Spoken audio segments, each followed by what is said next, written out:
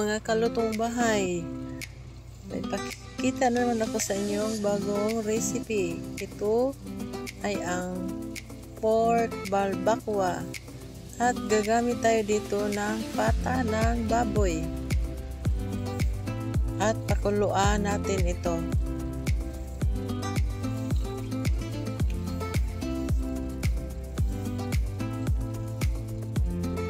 Ayan ang pata ng baboy. Ilagay na natin sa ating lutuan.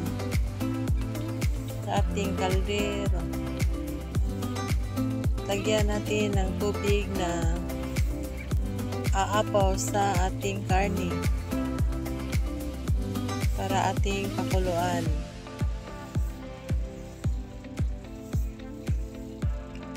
At maglagay tayo dito ng tanglad, paalis ng lansa at ng pamintang buo, saka yung star anise, at maglagay din tayo ng dahon ng laurel. At pakuluan natin ito ng 15 minutes para makuha yung langsa ng pata ng baboy. Ayan, at tapos na nating pakuluan ng 15 minutes. Set aside muna natin. At yung tanglad, ibalik natin yan mamaya. Tsaka yung star anise.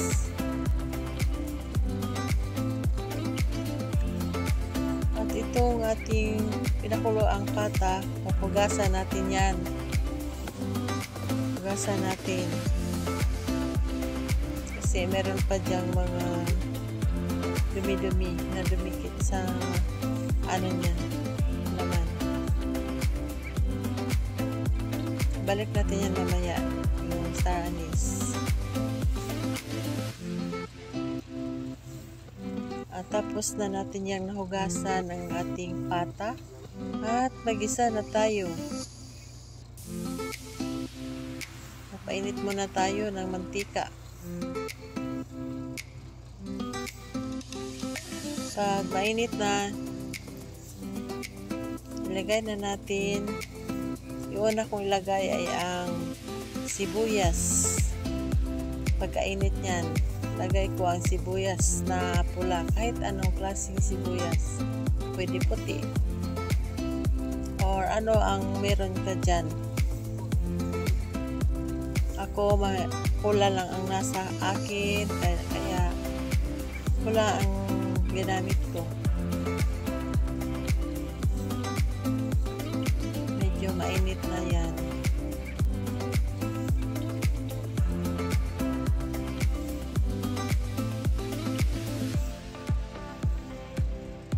Ayan, nilagay na.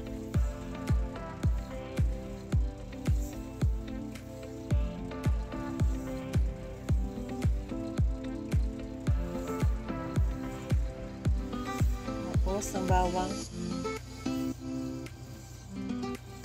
At halo-haloin. At ng luya.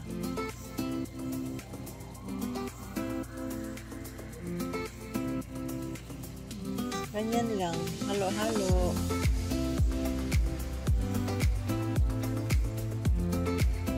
Bell pepper at saka yung kamatis. Ayan, kamatis. Kunti lang kamatis.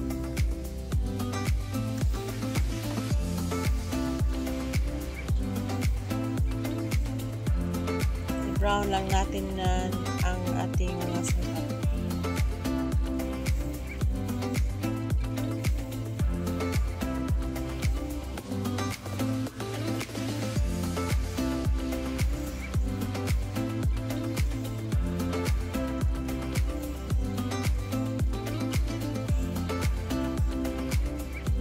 Nasa medium heat lang tayo mga kalutong bahay.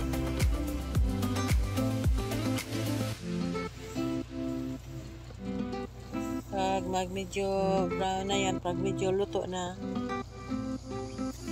saka natin, ilagay na natin dyan ang pata.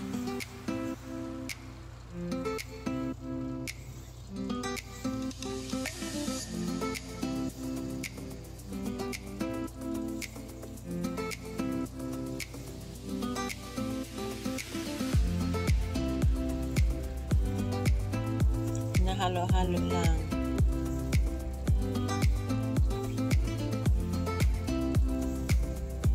Ayan.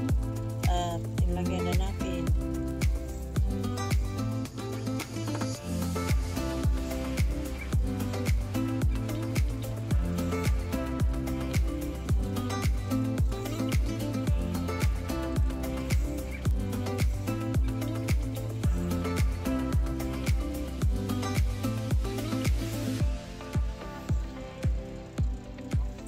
Maglagay tayo ng pork and beans.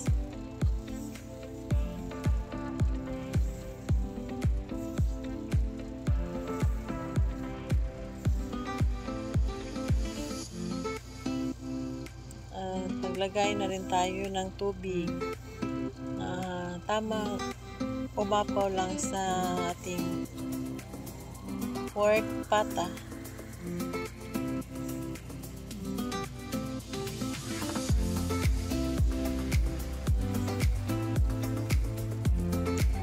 Maglagay tayo ng tomato paste.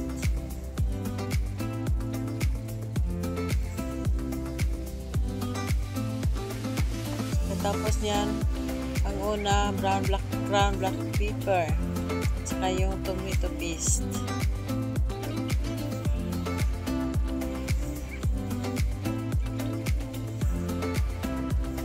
Maglagay na rin tayo ng tomato sauce.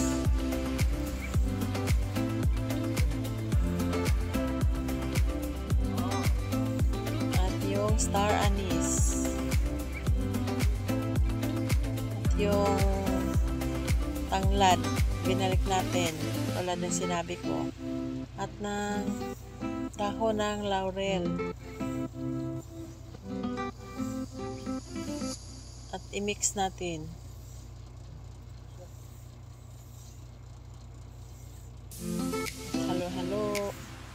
Halo-haloin.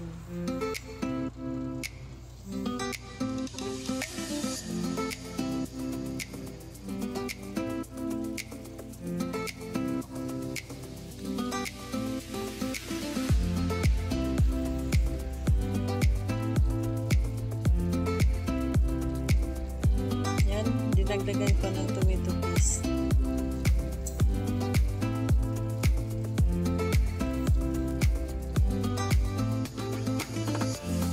At nilagyan ko ng atsuete. Atsuete, sa Bisaya niyan, sweeties. Atsuete para may kulay ang ating pork balbakwa.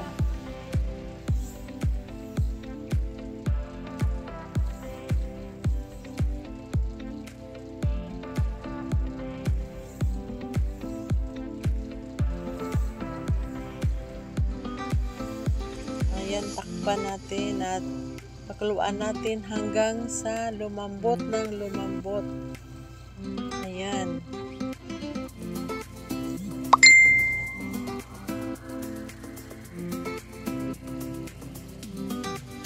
Hindi pa siya masyadong malambot. Medyo ano pa, gahi-gahi pa, tigas-tigas pa.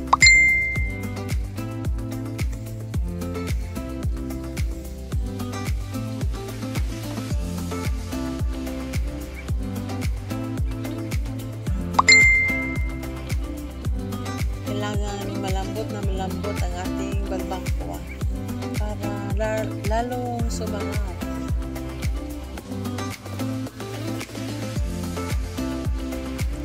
Maglagay tayo ng 2 kutsara peanut butter. Kung meron kayong peanut, yung mani na ano, gusto na mani, pwede rin kung wala kayong peanut butter. Naglagay din ako ng sugar na 1 tablespoon.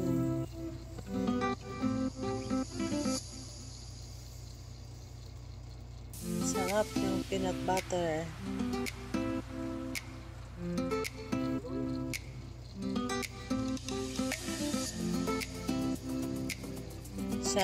Ang peanut butter ay siyang nagpapalambot ng sabaw ng ating balbakwa.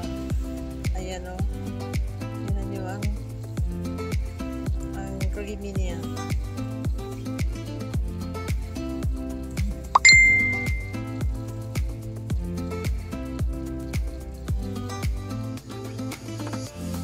Naglagay na rin ako ng black beans.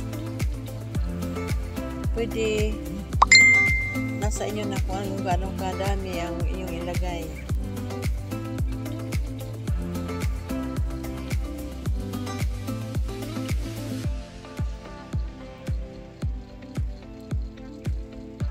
Kung gusto niyo ng maraming sabaw, pwede dagdagan. Pero ako, hindi ako masyado mahilig sa sabaw. Takpan natin ulit.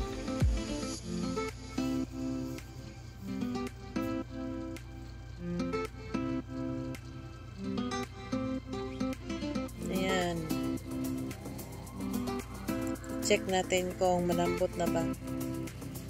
Kung malambot na siya. Kasi masarap ito mga kalutong bahay kung sobrang lambot.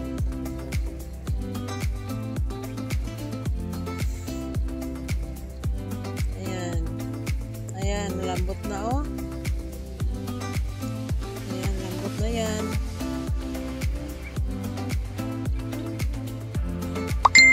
Ayan. Masarap to mga kalutong bahay. Yung patang balbakwa. Maglagay na tayo dito ng sibuyas na dahon at ng sibuyas na pula. Dagdagan natin ng sibuyas na pula. Kunti.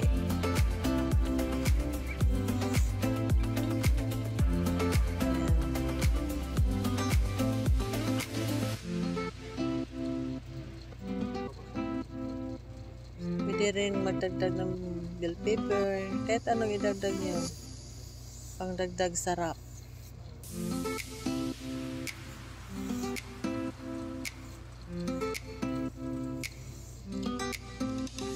Malambot na yan at luto na yan.